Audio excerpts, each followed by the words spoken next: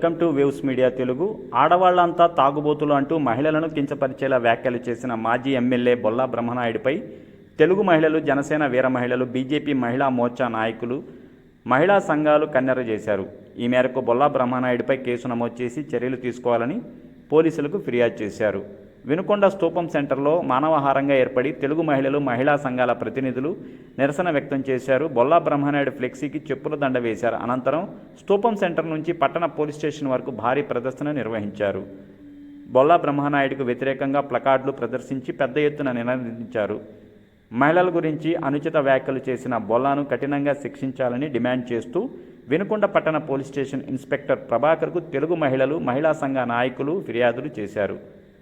అవమానకరంగా మాట్లాడి మహిళా లోకం కన్నెర్ర పట్టేలా చేసిన బొల్లా బహిరంగ క్షమాపణ చెప్పాలని, అనుచిత వ్యాఖ్యలు తక్షణమే వెనక్కి తీసుకోవాలని డిమాండ్ చేశారు. ఈ కార్యక్రమంలో మున్సిపల్ చైర్పర్సన్ షకీలా, తెలుగు మహిళలు, జనసేన వీర మహిళలు, బీజేపీ మహిళా నాయకులు పాల్గొన్నారు.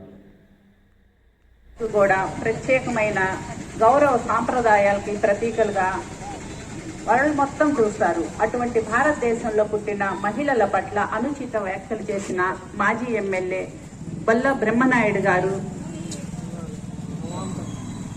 అనుచిత వ్యాఖ్యలు చేశారు. ఇది మేము ఏమాత్రము వదలము.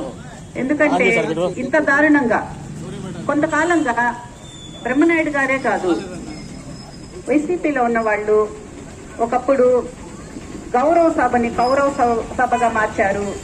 తర్వాత ఇంకొక ఆయన వచ్చి మహిళల్ని వేసెలు అన్నారు.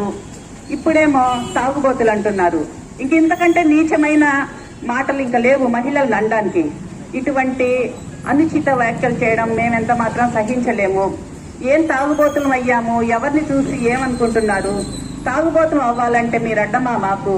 తాగుబోతుల్ని, భర్తల్ని కూడా భరించి పిల్లల కోసము దరిద్రతో సమానమైన సహనం, ఓర్పుతోటి కాపురాలు ఇంట్లో చేసుకునే మహిళల్ని ఈ రకంగా రచ్చకు లాగి తాగుబోతులు అనడం ఎటువంటి సహించలేని